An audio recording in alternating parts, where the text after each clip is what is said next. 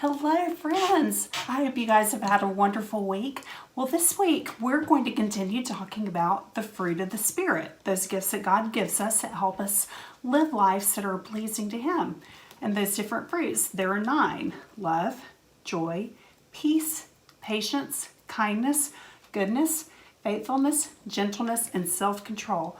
Those 9 fruit of the Spirit just help us live lives that are pleasing to God.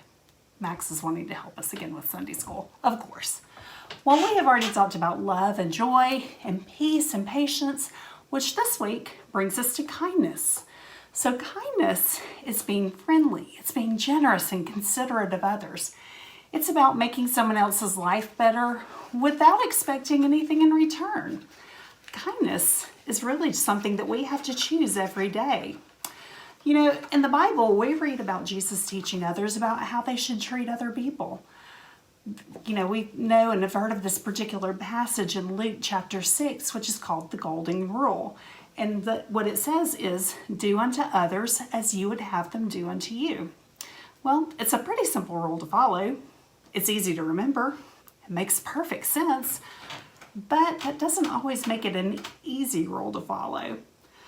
You know, with the Golden Rule, Jesus is telling us that it really doesn't matter what someone else says to you. We should love them anyway, and to be kind anyway.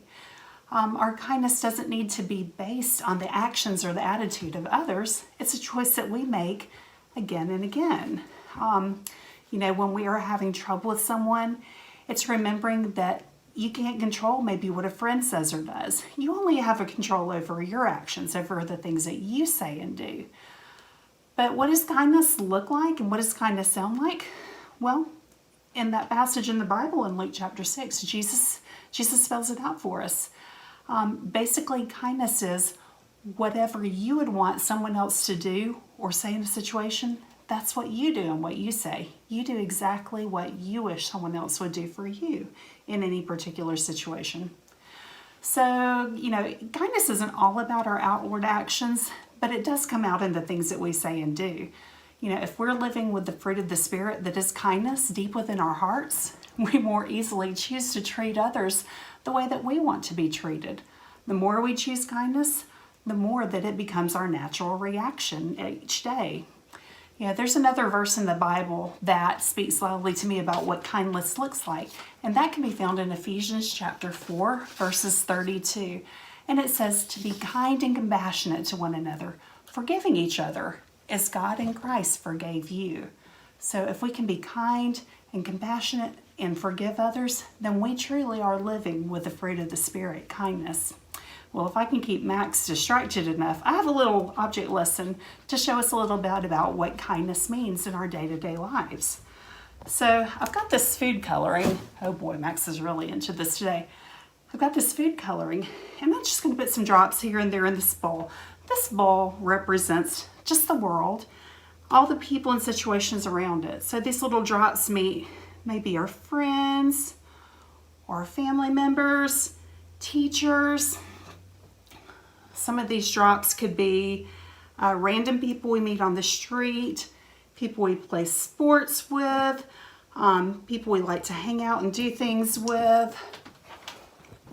Sorry, Max is really interested in what's going on today. Some of these dots are people that we get along with, people we maybe don't get along with so well. It could even be Max trying to mess up my Sunday school lesson. Could be people who are having a hard day. Sorry, hang on. Max needs love and kindness and patience and all the things too. It can be people that are going through a hard time, people that have happy things going on and sad things going on, and people who are sick, people who are sad and just need somebody to say something nice and kind to them. So these little dots are all the people that we meet along the way. Now this represents us and represents the kindness that we can bring to other people.